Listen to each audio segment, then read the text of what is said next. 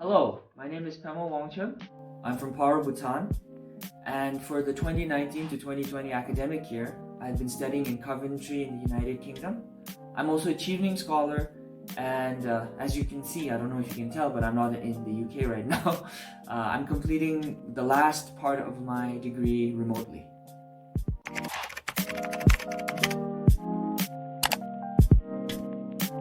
So currently, I'm studying a Master's of Science in Business Analytics in Coventry at Warwick Business School.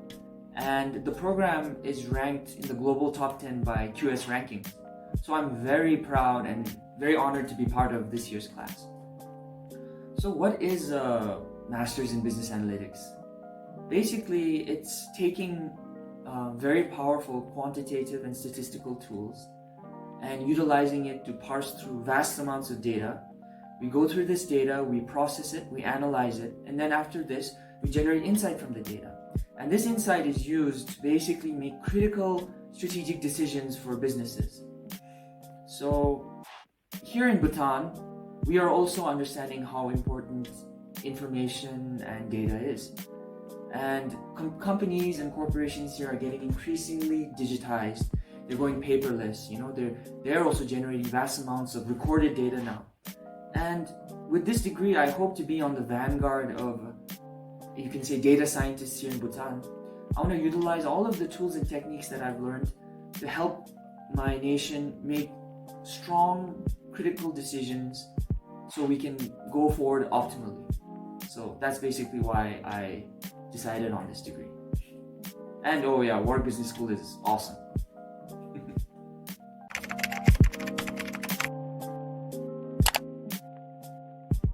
So I actually returned back to Bhutan a little prematurely. I'm actually supposed to only return in September, but I came back at the end of March. And basically, yeah, it's quite not a long story, but there's a lot of parts to it. So basically what happened was my second term was winding down in March, and my degree is quite intense, and generally I think master's courses in the UK are very intense, so you don't really notice what's really going outside of our bubble. So we were finishing up our assignments, like huge assignments and all, and we saw the uptick in corona and there were concerns and all, but we were all kind of tunnel visioned and making sure we were doing our degree properly. And right around the 25th of March, I submitted in my last huge assignment. It was for text analytics. It was a very big, prodigious group work. And we did that and as soon as I submitted it in, we had our term break coming in, and I started reflecting on what was happening in the UK as well as the world, and I was like thinking about returning home then. And my university, Warwick Business School, was very accommodating and very gracious to all of us students. They said that the next term would be completely online, and that if we wanted to return back home, we should, pursue it, and they would support us and give us the guidance that we needed to complete our degree. And that's why I'm here in the UK. So that was a very important condition that needed to be required. Secondly, I'm a Chevening scholar, and as a Chevening scholar, I'm very, very proud and grateful towards the UK government for sponsoring my education here in the United Kingdom, that too in a top-tier university like the Warwick Business School. So they as well were very accommodating and gracious. They understood that us as international students during this time, maybe we wanted to be with our family. So they said as long as we completed our degree remotely, that our scholarship would continue and we could return home early. So with those two very important conditions met, I thought about what the next few months meant for me. I had only a week of classes scheduled for term 3 anyways, and I intended to spend that time working on my dissertation as well as seeing more of the United Kingdom and some of Europe as well. But with the COVID-19 reality, I knew that movement would be very difficult. And since I only had one week of classes scheduled for term 3, that too now it would be online, I decided that let's see if I could return home where I could kind of complete my degree and not have to worry about a lot of the corona-related difficulties, So that's basically what I did, and it was a whirlwind actually. I made that decision on the 25th and I left the UK on the 29th. So within 4 days, that was 4 days of booking flights, 4 days of getting doctor clearances, 4 days of packing, 4 days of goodbyes, and it was very bittersweet because, the UK, in the short time that I was there, about 7-8 months, it really made an impression on me. And the people I met, they were some of the nicest people I've ever met in my life. But I knew that the decision was the right one and I moved forward with it.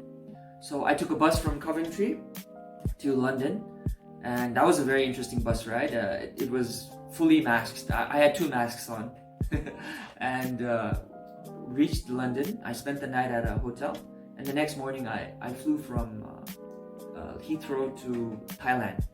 And the flight over was very interesting again because everyone, you could sense there was a lot of tension and turmoil in the minds of the people. They were happy that they were able to get home, especially on one of the few last flights that were scheduled to leave the UK also at that time.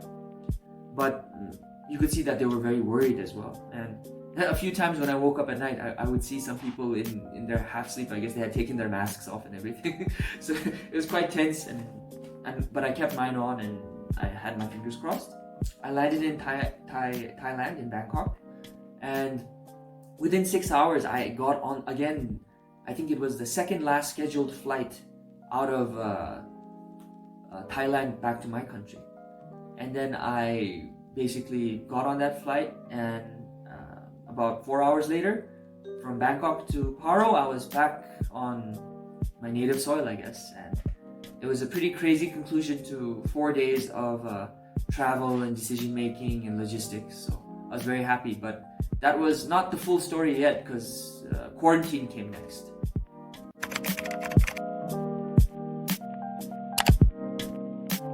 So I landed in Paro, Bhutan, like I was saying, and as soon as we got off the plane, we got onto the runway. We don't really have those connecting terminal things from the airplanes to the terminals. We actually get off onto the runway and we walk to the main arrivals terminal in Paro. I'm sure that some of you have seen it, you know what I'm talking about. Anyways, there were people just lined up, and I really admire my government for how much effort and time they took to try to minimize and mitigate the risk of this COVID infection. Everyone had masks. They gave us fresh masks as soon as we landed, and we went through the airport. We got screened. We took our luggage, and then we were put on a bus, and we were taken to the state nationally run quarantine stations, which were hotels that have lent their rooms to the government to keep us quarantined. And I went to a place called Ama Suites, which is in Olaka, in the outskirts of Thimphu, and I spent 21 days there. And 21 days flew because I guess one double-edged sword about doing a master's degree in the UK and having to leave right in the middle of it is I had a lot of pending assignments and examinations left. So it was basically just studying for about 6-7 hours every day, and then I walk in a circle for about 4 or 5 kilometers to keep my exercise up and everything. And before I knew it, quarantine was over and they released me back into, I guess, the wild, back into Bhutan. And that was basically when I really felt like I was back home. And I'm very grateful to my nation and how well they organized and how much effort they put towards repatriation of their citizens, as well as making sure that they were comfortable during the quarantine procedure.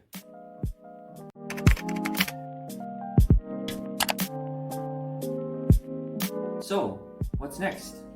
Well, for me right now, my primary goal is to finish my dissertation, which is due in September. It's going well, fairly well. I'm going to make sure that I keep my momentum going forward, and I'm going to give the best possible dissertation that I can in September. I also am going to continue working at the company that I've been working at for the last 8 years. That's Druk Holding and Investments Limited. We're the National Wealth Management Corporation of Bhutan. We look after a lot of our state-owned enterprises, which are the major wealth generators of Bhutan, and we make sure that their directions and their short-term and medium-term and long-term goals are aligned with the best interests of the nation. So I continue to keep working at DHI, which is what we call it. And with my business analytics degree, it's a real Swiss Army knife. There's so much application, and I really am looking forward to applying my toolkit now to coding. So yeah, that's basically what's next for me in the immediate future. And yeah.